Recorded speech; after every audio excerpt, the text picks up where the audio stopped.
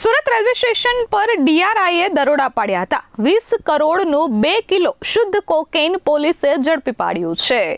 સુરતના railway station પર DRI directorate of revenue intelligence દ્વારા દરોડા પાડવામાં આવ્યા હતા અને દિલ્હીથી મુંબઈ જઈ રહેલ હાઈ પ્રોફાઇલ તેજસ રાજધાની એક્સપ્રેસ ટ્રેનમાંથી 2 કિલોગ્રામ જેટલું શુદ્ધ કોકેઇન પોલીસે જપ્ત કર્યું છે। આંતરરાષ્ટ્રીય બજારમાં તેની કિંમત 10 કરોડ જેટલી થાય છે। આરોપી તેજસ રાજધાની એક્સપ્રેસના કોચ નંબર B5 પર બેઠો હતો અને મુસાફરી કરી રહ્યો હતો। આ દરમિયાન આ માદક પદાર્થ કોકેઇન હોવાનું સામે આવ્યું હતું। આરોપી આ પ્રકારની હેરાફેરી પહેલીવાર કરી રહ્યો હતો અને હાલ ડીઆરઆઈએ ડ્રગ્સ મોકલનાર તેમજ તેની ડિલિવરી લેનારની શોધખોળ હાથ ધરી છે।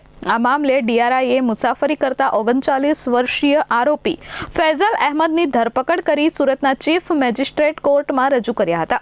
કોર્ટે આરોપીને 1 દિવસના રિમાન્ડ મંજૂર કરતા કરોડો રૂપિયાના આ આંતરરાજ્ય ડ્રગ્સ રેકેટના મૂળ સુધી પહોંચવા તપાસ એજન્સીઓએ ચક્રો ગતિમાન કર્યા છે। તપાસ સાથે સંકળાયેલા સૂત્રોના જણાવ્યા અનુસાર દેશમાં મોટાભાગે કોકેઇન વિદેશથી આવતું હોય છે અને આ ચોક્કસ જથ્થો અફઘાનિસ્તાનથી આવ્યો હોવાની પ્રબળ આશંકા છે। સામાન્ય રીતે ભારતમાં કોલંબિયા અને આફ્રિકાથી પણ કોકેઇન ઘુસાડવામાં આવે છે।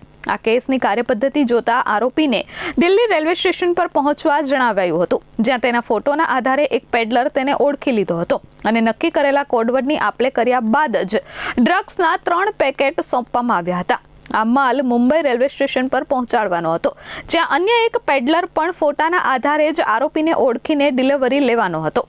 ડીઆરઆઈના અધિકારીઓએ બાતમીના આધારે ટ્રેનના ડબ્બામાં બેઠેલા આરોપીને ઝડપી પાડી સીધો પ્લેટફોર્મ પર ઉતાર્યો હતો।